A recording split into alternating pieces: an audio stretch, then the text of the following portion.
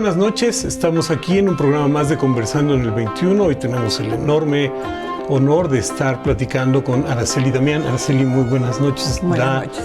Actual secretaria de Bienestar e Inclusión e Igualdad Social del Gobierno de la Ciudad de México. Pues prácticamente menos de un mes en el puesto. Ya un mes. Ya un mes cumplido. Empezaste el 5 de octubre. Estamos ahora ya en noviembre, 12 de noviembre, estamos haciendo esta entrevista. Y bueno, pues te agradezco mucho que nos recibas y que podamos platicar un poco de tu trayectoria, que es muy importante. Tú eres egresada de Diseño de Asentamientos Humanos de la UAM Xochimilco como licenciatura, luego la maestría en el Colmex, luego el doctorado fuiste a la Universidad de Londres, si no me equivoco. Así es. Y has tenido una trayectoria muy importante en la parte académica. Sí, realmente ahí lo desarrollé todo mi trabajo por muchos años. Y la primera pregunta que te quiero hacer y que me cuentes es, ¿cómo es el paso del mundo de la academia al mundo de la gestión, a la cancha donde hay que decidir, hay que actuar? ¿Cómo es? ¿Por qué decides hacer ese cambio? Bueno, mira, yo pues siempre he sido una mujer de izquierda, ¿no? Inclusive estando en el Colegio de México, yo fui secretaria general del sindicato de profesores, que es un sindicato, digamos, bastante conservador, pero durante mi gestión se votó por primera vez en el Colegio de México el podernos ir a huelga porque nos tenían muy castigados con respecto a los centros CONACYT en ese tiempo, ¿no? Y bueno, pues en realidad, pues para irnos a huelga necesitábamos 2/3 de la votación, pero ganamos más del 50%. Entonces, digamos, yo ahí empecé como a construir cierto liderazgo.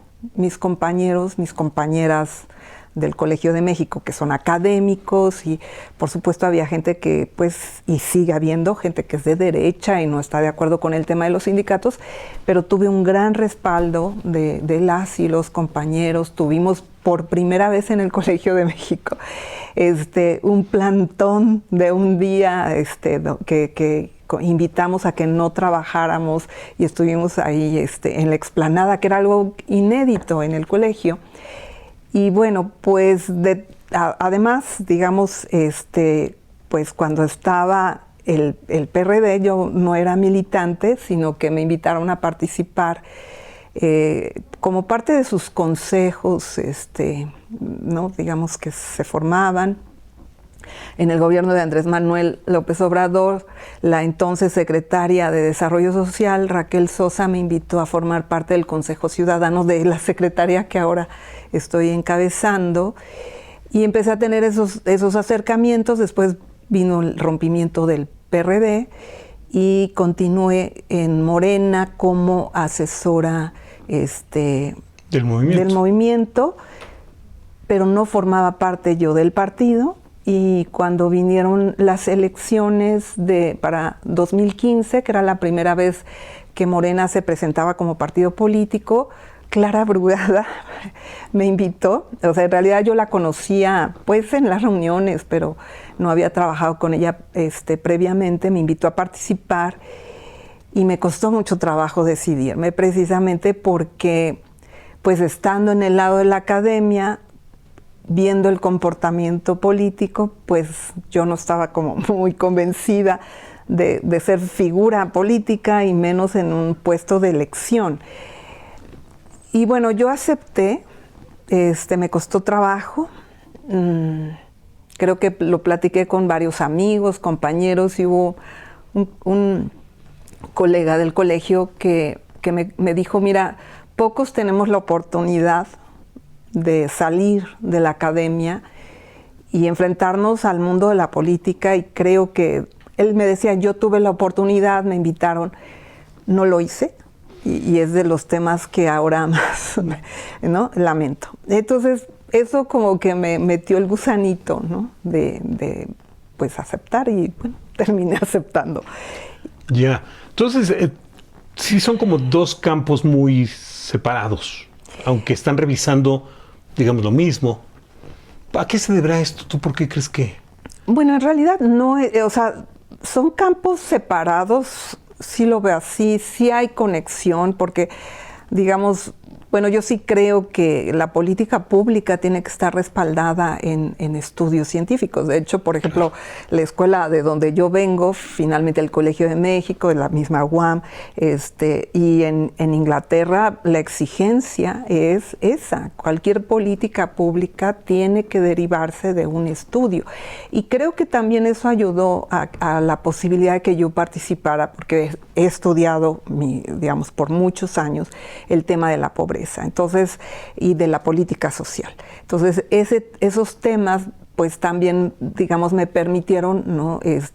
Pues mucho tiempo estuve colaborando en diversos periódicos. Sí, tienes una columna en el Financiero. Tenía una columna en el Financiero, también en algún tiempo participé con Carmen Aristegui, detrás de la noticia. Creo que con Rocha también, ¿no? Hiciste algo, columnas con Rocha en radio. Entonces había algunos, digamos, como pues este tipo de trabajo me permitió también conocer pues las características de la política pública, y creo que de ahí tuve la oportunidad de que pensaran como una invitación externa, porque yo fui una diputada, no, tiene Morena esta cuestión de sí, no ser militante. Exacto, pero puedes ser invitada a participar. Pero puedes ser invitada externa, candidata externa a Morena, y en esa digamos posibilidad lo llevé a cabo. Y ganaste una elección. Una elección del voto por voto. O sea, fuimos la primera bancada de Morena en 2015. Éramos 26 o 29 diputados, no recuerdo, 29 creo, el número exacto, pero una tercera parte, solamente una tercera parte, habíamos ganado con el voto directo de la población. Entonces éramos muy poquitos en realidad. Hiciste campaña, estuviste Estuve, además, con el trabajo de territorio, que eso fue también una cosa que me costó mucho trabajo. Esta cosa que ahora del también hago, territorio. Que ahora también hago en la Secretaría, de estar en territorio, visitar los vecinos, hablar, enfrentarme a la gente y decir, ¿y usted qué me va a ofrecer? Entonces, digamos, yo, pues lo que decía, yo le ofrezco mi trabajo, no tengo nada más que ofrecerle, porque de hecho, y creo que también ahí hubo muchas coincidencias con Clara en esa ocasión, porque ella estaba por la cosa de no aceptar, digamos, las dádivas que daban, ¿no? La compra de voto, no a la compra de voto. Yo era una de las que decía, no hay que aceptar, hay que cerrarle la puerta a todo aquel que te dice que te va a llevar una despensa o lo que sea. Son esos los que nos tienen así, ¿no? Como exacto, en una situación pues de desigualdad, de pobreza. Entonces yo invitaba a la gente en los mítines a cerrarle la puerta a esas personas. Entonces debe haber sido muy placentero ganar una elección, estar en el territorio, vivir esa experiencia para ti, que como dices, no te habías formado en eso. Pero más que, pues, es la experiencia de vivir el trabajo con la gente, ¿no? En realidad, pues ahí tuve la oportunidad también de conocer a muchas compañeras y compañeros que, pues de territorio, que la verdad dan la vida porque las cosas cambien, ¿no? Te apoyan, son incondicionales en el sentido de que, pues a pesar de que pues sí están ahí contigo y que no apoyándote y todo, pero no te exigen después esta idea de que son los puestitos. No, es gente que verdaderamente trabaja por la comunidad. Tuve mucha gente que trabaja por sus colonias, que hace los trámites, que conoce a la gente. Creo que eso fue una experiencia muy bonita. Entonces, vives esta experiencia como diputada, termina, te incorporas al comité de evaluación. Bueno, regreso un tiempo al colegio. Al colegio, después del 18. Ajá, y Claudia Sheinbaum, nuestra presidenta, me invitó a ser la directora general del Consejo de Evaluación de la Ciudad de México.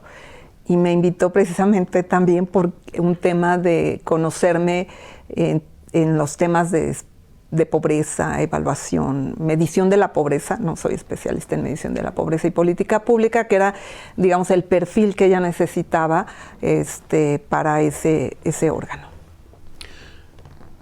Tu tarea académica, como ya nos has dicho, básicamente trabaja con la idea de la pobreza. ¿Qué la genera? ¿Cuáles son sus mecanismos? ¿Cómo afecta? Y el problema de la pobreza está también muy asociado con las políticas públicas y el desarrollo urbano, el desarrollo de las grandes ciudades, de las urbes, de la organización social. ¿Por qué es importante entender el desarrollo urbano y su relación con la pobreza como generadora, como posible propuesta para resolver las cosas? ¿Por qué es importante? Bueno, mira, el origen de la pobreza pues es la enorme desigualdad, ¿no? La concentración de la riqueza. Ahí está el origen. Entonces, en México las élites concentran demasiada riqueza y a la fuerza de trabajo, a los trabajadores los tienen con salarios muy bajos. Y así fue por mucho tiempo. Toda esta cosa que el periodo neoliberal, ¿no?, que se llama así, México era de los países de América Latina con el salario mínimo más bajo. Llegamos a estar igual casi que Haití, o sea, a ese nivel del salario mínimo. Entonces estábamos muy mal en materia de salarios. Eso hace que la gente no tenga suficientes recursos para comprar una vivienda que puede estar en un espacio adecuado y empieza a generar todas estas manchas, ¿no? Sobre suelo de conservación, zonas de vivir en la periferia, sin servicios, autoconstrucción o construcciones muy precarias. Eso a la vez genera que la gente tenga que hacerlo lejos de sus lugares de trabajo. Eso agudiza la pobreza, porque entonces no solamente son salarios bajos, sino que es una cantidad de tiempo que la gente que vive en las periferias tiene que invertir para llegar a sus lugares de trabajo. Eso te desgasta física, psicológicamente. Tienes jornadas laborales larguísimas, que además tenemos una fuerza de trabajo que tiene, digamos, más de 40, 48 horas, una parte muy importante de nuestros trabajadores, ¿no? Y eso es sobre todo en las empresas privadas, ¿no?, que les pagan mal y trabajan muchas horas. Y luego regrésate otras hora y media, 2 horas. Entonces todo hace un desgaste tremendo. ¿Qué pasa también con las personas más pobres? Se tienen que tomar su transporte público a las 5 o 6 de la mañana, el pecero, lo que los lleve, es estar al aire libre, así haga un friazo, y entonces se enferman más. O sea, eso es lo que genera, ¿no? Entonces toda la organización de la ciudad agudiza la pobreza para quienes son pobres, porque entonces están al aire libre, están luego hacinados en transportes públicos sin ventilación, entonces los contagios ahí son más frecuentes. Entonces hay muchos componentes de la estructura urbana y de la organización urbana que afectan finalmente la calidad de vida de las personas. Sí, en tu texto del 2014 hablas particularmente del valor del tiempo. Uh-huh.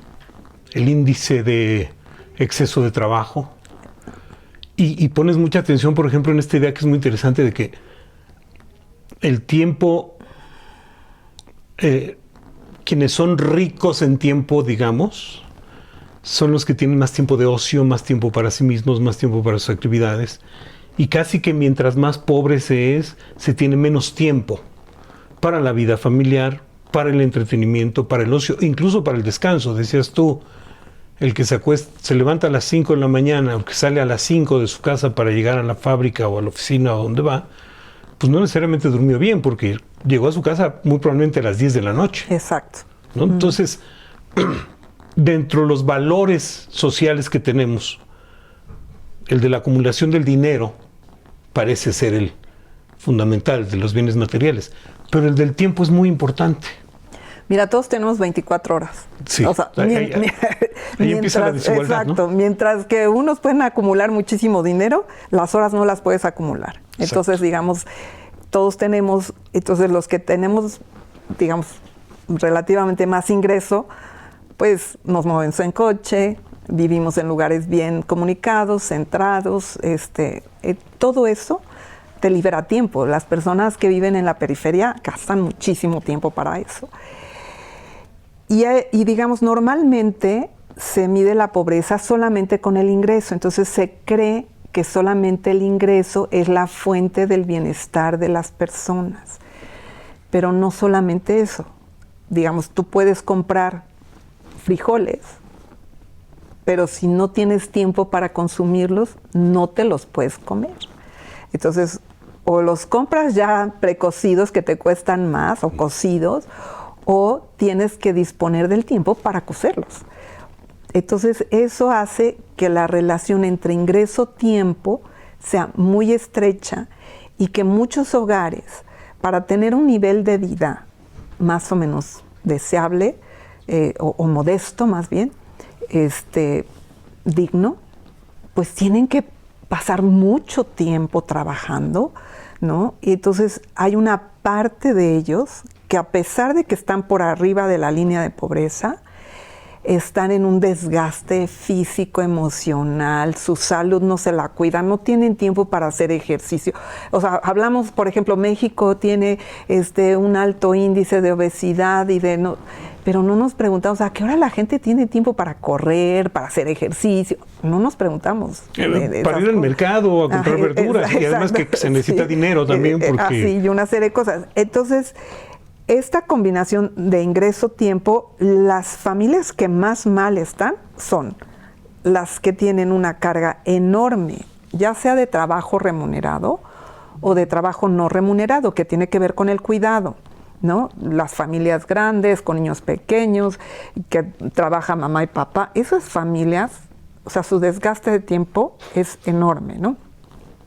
Esas, y además pueden estar por debajo de la línea de pobreza, ser pobres, carecer de una vivienda adecuada, niveles educativos bajos, o sea, muchas cosas se combinan ahí. Tenemos otro grupo de población que tiene, digamos, un nivel, como te decía, digno, pero que carece de tiempo, y eso tiene repercusiones en la salud de las personas. Luego tenemos otro grupo que es aquellos que están pobres de ingreso, pero que disponen de tiempo. Y ese es como una tercera parte de nuestra sociedad. Y como que los discursos así académicos normalmente lo asocian con que la gente no le gusta trabajar. Y lo que pasa en verdad... La gente es pobre porque quiere, dicen algunos. Es que no hay empleos. O sea, que no hay un match, no hay una coincidencia entre empleos y esos perfiles. Y luego tenemos los verdaderamente ricos.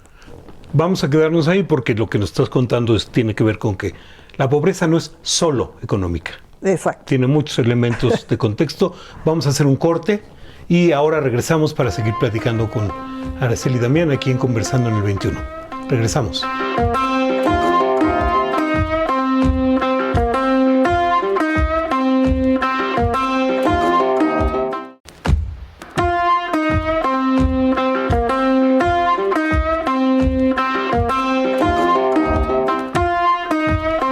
Regresamos a esta charla que tenemos con Araceli Damián aquí en su oficina de la Secretaría, y estamos hablando sobre la pobreza, sobre el tiempo, sobre el espacio donde todo esto sucede, que son los desarrollos urbanos, la organización. Entonces, nos estabas explicando que hay varios rangos de pobreza en los que tiene que ver no solamente con cuánto tengo como ingreso, tiene que ver también con cómo uso mi tiempo, cuánto tiempo dedico a las actividades más allá de lo laboral, la vida familiar, el ocio, el entretenimiento.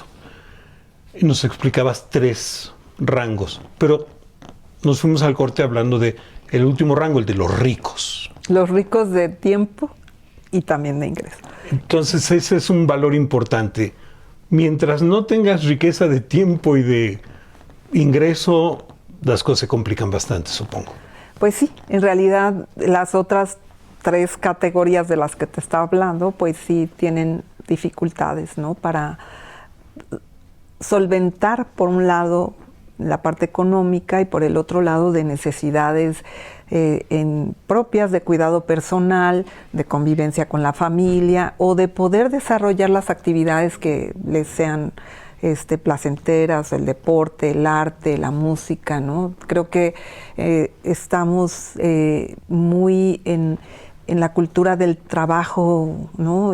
Trabajo para el capital, básicamente, ¿no? Para generar riqueza para otros, pero eso impide que las personas puedan desarrollar todas sus capacidades. Quien tiene sensibilidad para la poesía, que puede escribir poesía, ese tipo de cosas no tenemos como sociedad. No lo hemos logrado aquí en México, ¿no?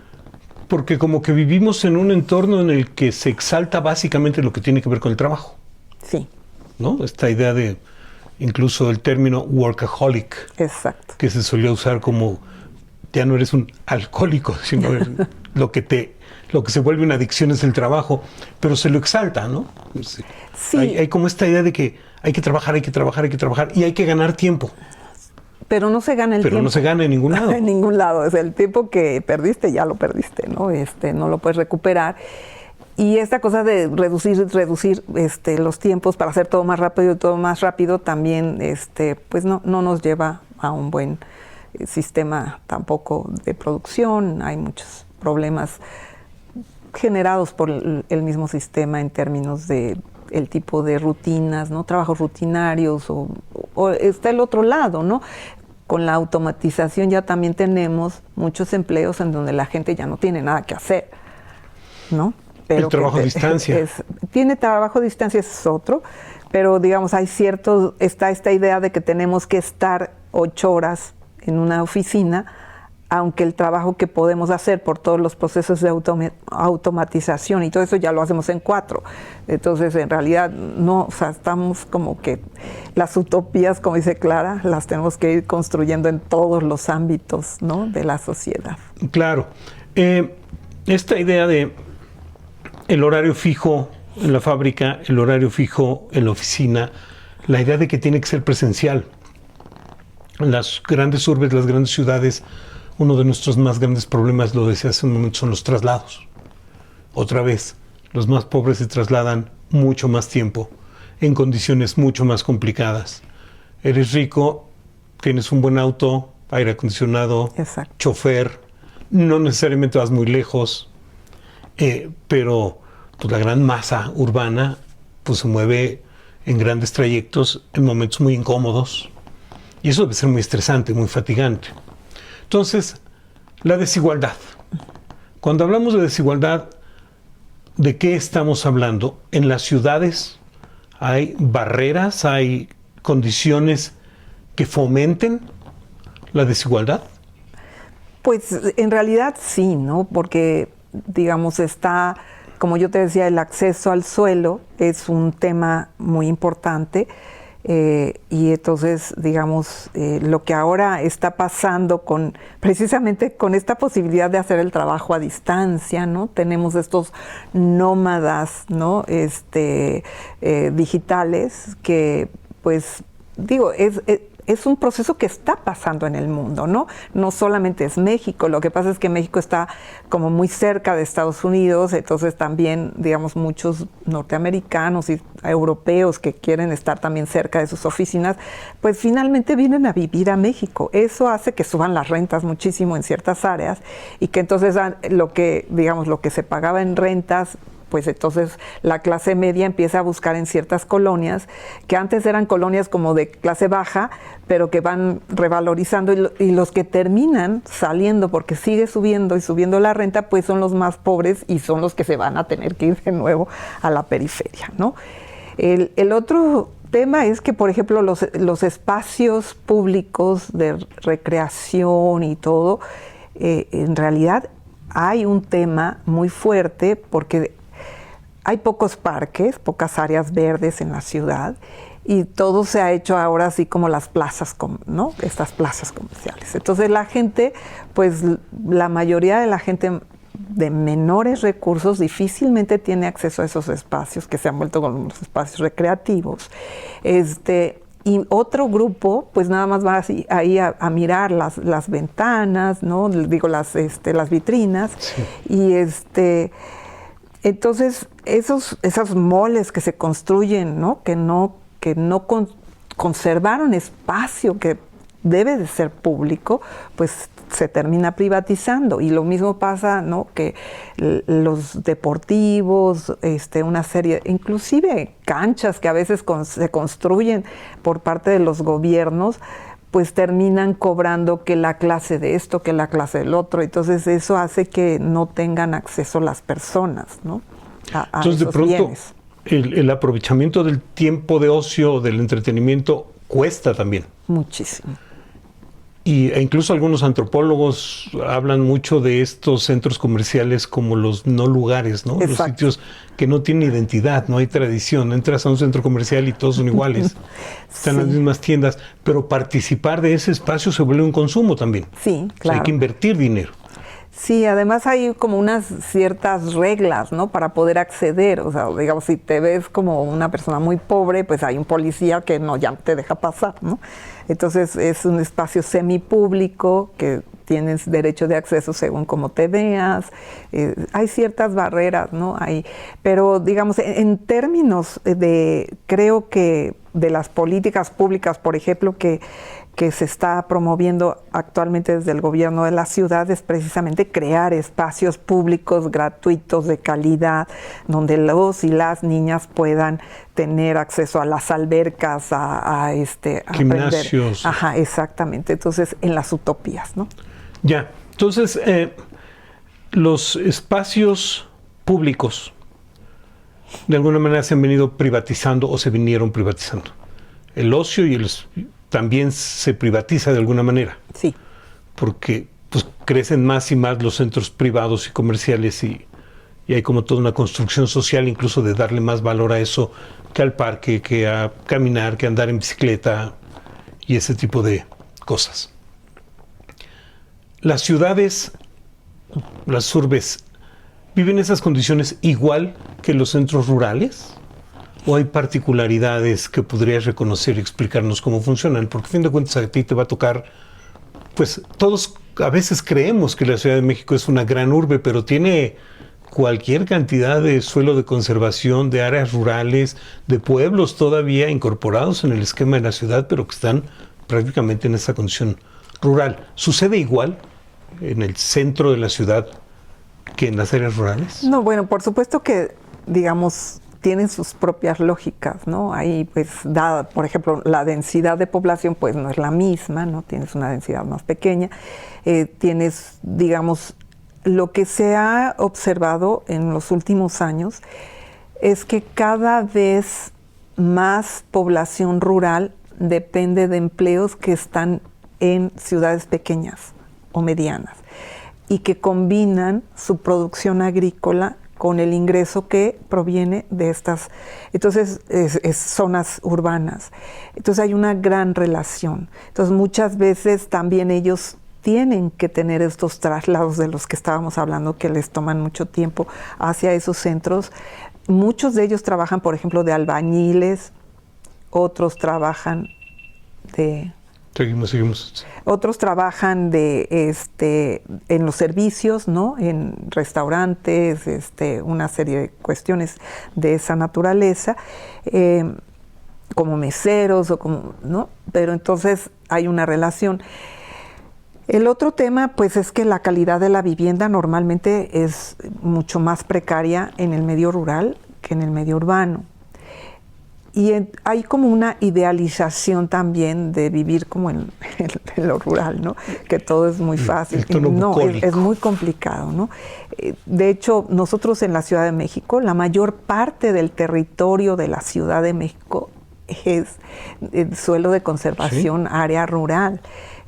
Digamos, como que uno se imagina, pues sí, es una ciudad enorme. Vivimos aquí en la Ciudad de México, en la zona metropolitana, como 20 millones, la Ciudad de México tiene 9 millones, y estamos realmente en la parte norte, ¿no? Así apilados, pero la parte sur es boscosa, está Milpa Alta, Xochimilco, Coajimalpa, todas estas alcaldías que siguen teniendo producción rural y que, por ejemplo, ellos están exigiendo, tuvimos una ahorita audiencia ciudadana en donde vinieron los pueblos originarios de Milpa Alta a solicitarle a la jefa de gobierno pues respeto a sus formas de vida, respeto a sus formas de producción, apoyo a las mismas, resolución de una serie de problemas de tierras, de propiedad, de impuestos, o sea, tienen una complejidad, es otro mundo, pero digamos en términos de quizá el acercamiento con la naturaleza, si viven en una zona arbolada y ese tipo de cosas, pues sí tienen el respirar al menos un poco más de aire puro que nosotros, ¿no? Que estamos aquí en el centro. Pero incluso esos sitios también están viviendo de pronto la tala ilegal, la apropiación de tierras, las invasiones, muchos terrenos agrícolas que de pronto cambian su forma de producción para vender lotes de pronto ahí medio ilegales. Es un problema de mucho desorden, digamos, de alguna manera, ¿no? Sí, fíjate que la reforma que se hizo en el 92, la reforma precisamente de poder vender tierras ejidales y comunales y todo esto, o sea, que hizo Salinas, el malo de la película. Salinas hizo, pues, de verdad, o sea, transformó la propiedad de la tierra y eso generó mucho caos en las ciudades, porque se había contenido mucho el crecimiento de las ciudades, sí se había dado, pero no el grado que está ahorita. Y al permitir que se venda como cualquier otro tipo de propiedad que antes no se permitía, ¿no? La ejidal y la comunal, pues eso hizo que se hiciera, o sea, un caos en todas las ciudades que están en los costados de ejidos, etcétera. Pero el tema también de la tala ilegal, de la extracción inclusive de agua, fíjate que también se ven muy afectados por toda la basura que se va, digamos, toda esta área que tuvimos al inicio del gobierno, el 5 tomamos posesión del gobierno y el 6 se inundó Xochimilco y el 7 tuvimos que ir a territorio a ayudar a la gente a limpiar y a sacar el agua de sus casas y todo. Los canales de Xochimilco llenos de basura. Entonces, todas esas cosas sí les afecta muchísimo y sí, pues yo creo que tenemos que cambiar. Yo creo que lo que le hace falta a México es un cambio de cultura. O sea, es un cambio en donde se entienda que el problema es de todos y que nos tenemos que cuidar, que tenemos que cuidarnos tú y yo, lo que tenemos en nuestro entorno, que tirar un papelito, eso multiplicado por 20 millones son toneladas, ¿no? Entonces tenemos que recuperar la idea de la vida en común, de la vida comunitaria, entender que todos somos responsables no solo de lo que nos pasa, sino de lo que le pasa a los demás. Así es. Porque sí venimos de un periodo en el que el individualismo fue la clave, ¿no? O sea, esta idea de el individuo como eje en función de, otra vez, la acumulación. La idea de tener mucho, material, económico, físico, pero también el tiempo. Eso es generador de desigualdad. Y cuando hay desigualdad, difícilmente hay mecanismos en los que yo me sienta relacionado contigo o tú te sientas relacionada conmigo, ¿no? Porque pues estamos viviendo condiciones diferentes. La desigualdad se va haciendo más intensa. Sí, en realidad digamos, estamos en un sistema individualista y tenemos que, digamos, desde el gobierno, desde quienes estamos interesados en la vida colectiva, ¿no? El respeto al otro, pues tratar de mover conciencias. Eso es lo que nos toca, ¿no? Donde podamos, el de la importancia del otro, de pues hoy eres tú, mañana puedo ser yo, entonces tenemos que ayudarnos los unos a los otros. Y mira, no es tanto a veces en términos, ¿cómo te diré? A veces nosotros también responsabilizamos a la gente de sus comportamientos, de sus agresiones, de una serie de cosas, ¿no? Pero también es que vivimos efectivamente en una sociedad tan competitiva, tan difícil, tan llena de responsabilidades, ¿no? Y pocas gratificaciones. Yo quisiera que empezáramos a pensar como en una sociedad en la que la gente pudiera gozar la vida. Todos tuviéramos al menos una media hora. Que la gente se pudiera sentar en un lugar que le gustara. O sea, que estuviera bonito, que hubiera plantas, cosas así. Pero como que no nos preocupamos, ¿no? Es como todo. Entonces, y la otra es el cuidado. O sea, creo que el tema es el cuidar al otro, ¿no? Los niños son muy importantes, los tenemos que cuidar. No los papás solamente, la sociedad en su conjunto, ¿no? Entonces, sí es un tema de cambio de conciencias, de revoluciones, pero aquí viene el tema del ingreso ciudadano universal, que desde mi punto de vista ese sería lo fundamental, lo que cambiaría también la posibilidad de que todos tengamos un mínimo, un piso mínimo, y con ese al menos liberarnos de ciertas preocupaciones y ansiedades que son las que generan las fricciones muchas veces en la sociedad. Aquí hay dos elementos muy interesantes que vamos a regresar a platicar. Uno tiene que ver con esta idea de el ingreso mínimo universal, que haya un ingreso para todos que cubra lo básico. Y por otro lado, me acuerdo de esto que decía Paul Virilio, de que desde los años 90 que vivíamos en un entorno de velocidad, de prisa, ¿no? Porque la idea del tiempo que planteabas en tu texto me parece interesantísima. Entonces vamos a hacer un corte y regresamos para que nos platiques cómo y qué piensa hacer la Secretaría en colaboración con toda la estructura de gobierno para que estas cosas empiecen a cambiar. Hacemos un corte, regresamos en un momento a seguir platicando con Araceli Damián aquí en Conversando en el 21.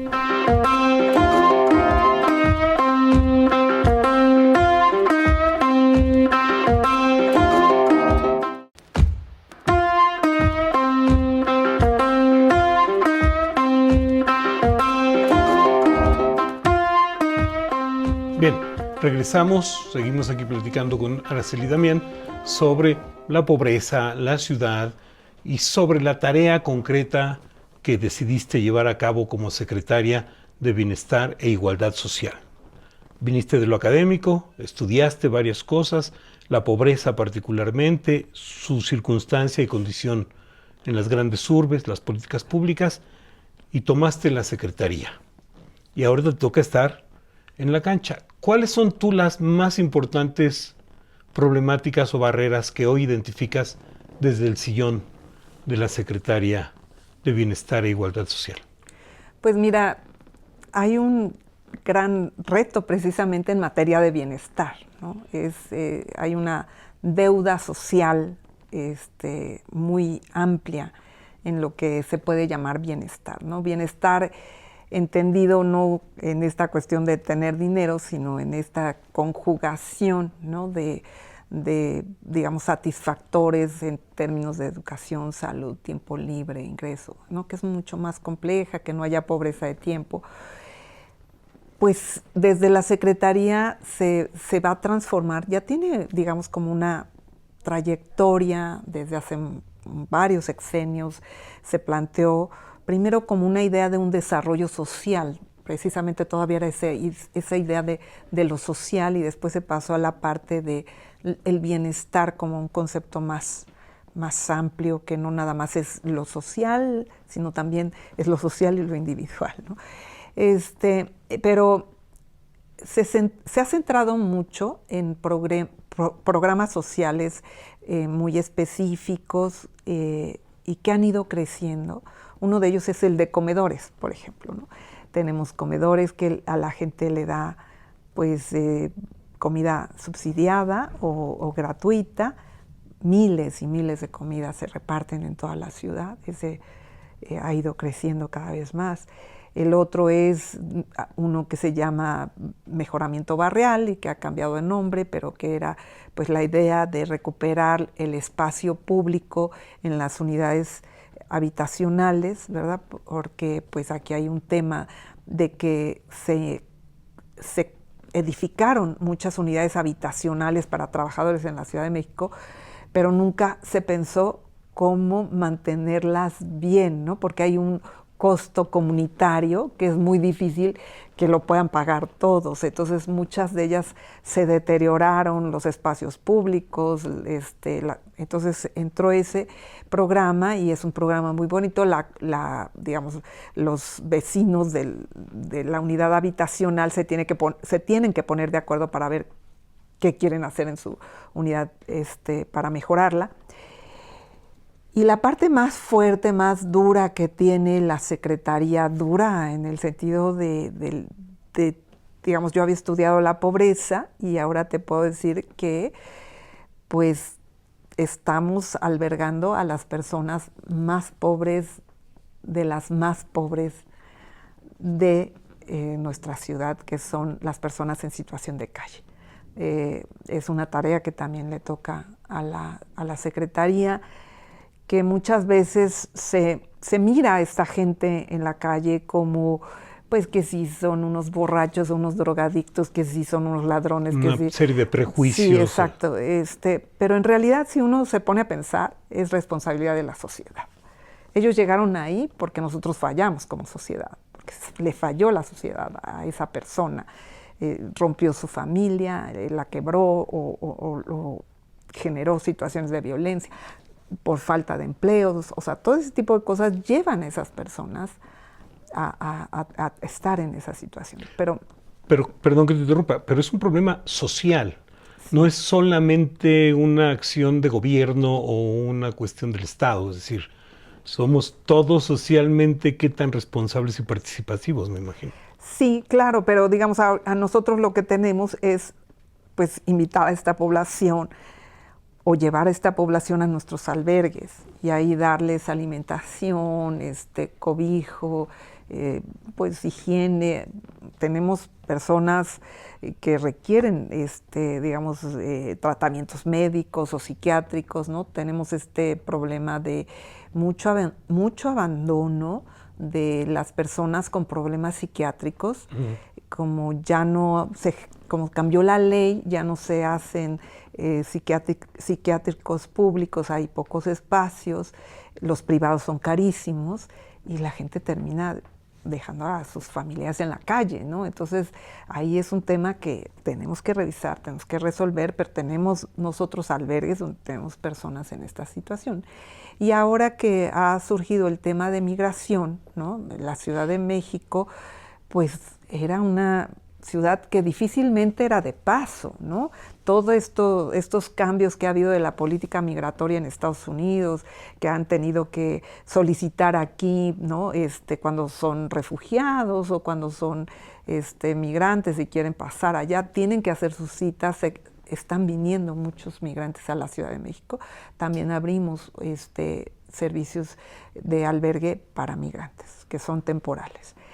Y ahora con la nueva jefa de gobierno, Clara Brugada, que quiere darle esta parte del bienestar como el que te estaba compartiendo, de más lúdico, más de desarrollo de las capacidades de las y los niños, de toda esta cuestión, pues está todo el sistema de cuidados. Nosotros nos vamos desde la Secretaría a encargar de varios de las unidades, ¿no? Nosotros nos hemos especializado, que es otro de los temas que trabaja la Secretaría, en adultos mayores.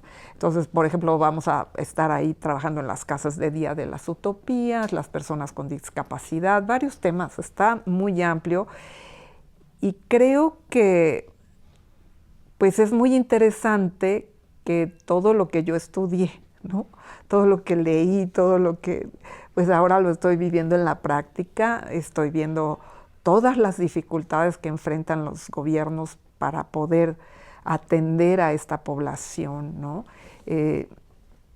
o darles alternativas de desarrollo, alternativas de, digamos, tenemos, por ejemplo, en estos albergues, el modelo, que lo tenemos que mejorar, por supuesto, pero la idea es recuperar a las personas e irlas ayudando a que tengan su propio camino, sacarlos, ¿no?, de la calle, sacarlos de los albergues y sean autónomos y vuelvan a incorporarse a la sociedad. Entonces es un trabajo también bastante amplio, ¿no? Entonces, creo que también hubo una acción de gobierno muy importante de Clara Brugada cuando fue alcalde en Iztapalapa, que fue este proyecto que a mí me parece espectacular de los utopías, que son estos espacios que de alguna manera concentran este apoyo y este desarrollo con la intención de igualar, de poner en condiciones similares, de ayudar a quien trabaja en casa y que no es remunerado, a quien dedica su tiempo a los cuidados, que es un término fundamental, el de los cuidados. Y de hecho la idea que tenemos es que, bueno, que el próximo programa que hagamos nos cuentes muy bien cómo va a ser este gran sistema de cuidados. Ya se han ido tirando algunas líneas. Entiendo que un proyecto de gobierno es 100 utopías en la ciudad, ¿no? Ya tenemos algunas en Iztapalapa, pero ahora serían para toda la ciudad. Ampliar los sistemas de becas con esta idea de alguna manera universalizar, para poner como un piso mínimo para todos. Sí, mira, efectivamente, siendo alcaldesa, Clara Brugada inició este programa de las utopías y que precisamente fue la recuperación del espacio público, ¿no? Muchas de las alcaldías se hicieron en lugares en donde antes pues estas canchas de fútbol, ¿cómo se llama? Llanero, ¿no? Sí. De tierra, ¿no? Que al final, pues es normal, ¿no? Los jóvenes terminan tomando cerveza, pero se generan como situaciones que los vecinos se sienten incómodos y sienten riesgo a atravesar. Inclusive, pues a veces hasta venta de drogas hay en esos Se ocupan espacios, de diferente manera en la ¿no? que originalmente Entonces, estaba. digamos, esos espacios fueron recuperados, se construyeron grandes espacios de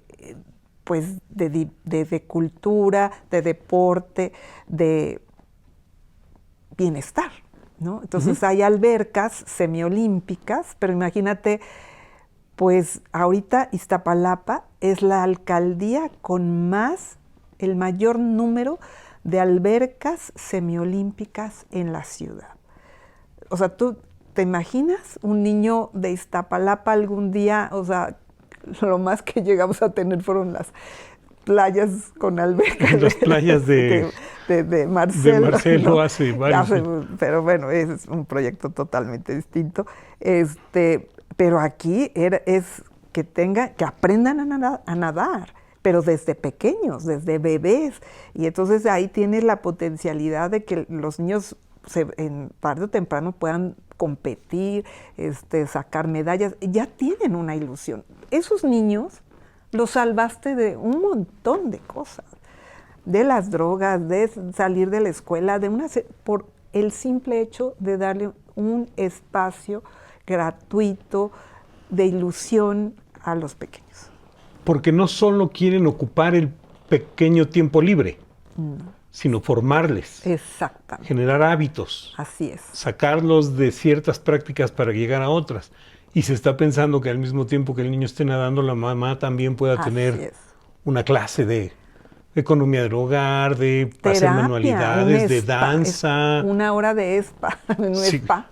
Para estar ella consigo misma, exacto, ¿no? Que la traten bien, que es una parte fundamental. Bien, porque o si tiene algún problema en términos, digamos, que requiera asesoría legal, hay asesorías legales. También ocurre lo mismo con los adultos mayores, que puedan estar en un lugar seguro, que las familias los puedan llevar. Casas de día, les casas dicen, de día, sí, que puedan estar ahí por varias horas y que las personas puedan hacer otras actividades, ya no estén con la preocupación de que el adulto mayor esté solo.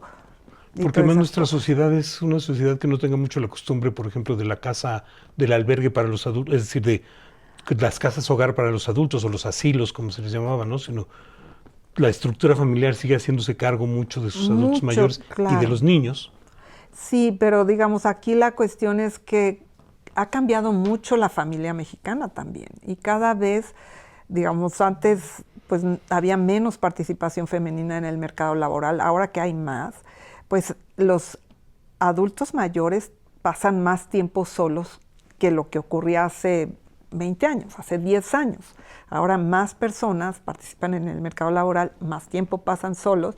Y por el otro lado, también ha disminuido el tamaño o la proporción de los hogares extendidos, que eran los que se hacían cargo de eso. Entonces se volvieron hogares nucleares. Estamos con el esquema del hogar de papá, mamá e hijos. Se van los hijos. Los adultos mayores empezamos a tener ya desde hace varios años un tema de soledades no deseadas, que entonces tenemos que rescatar a todos estos adultos mayores también de tener esa pues estar solos, ¿no? De integrarlos a estas casas de día, clubs, para que, digamos, si tienen algún interés de ajedrez, de poesía, de música, pues que tengamos grupos de adultos mayores. Es más, hay muchos adultos mayores que pueden ser maestros de las utopías, en fin, ¿no? Pueden hacer todavía, compartirnos sus saberes, ¿no?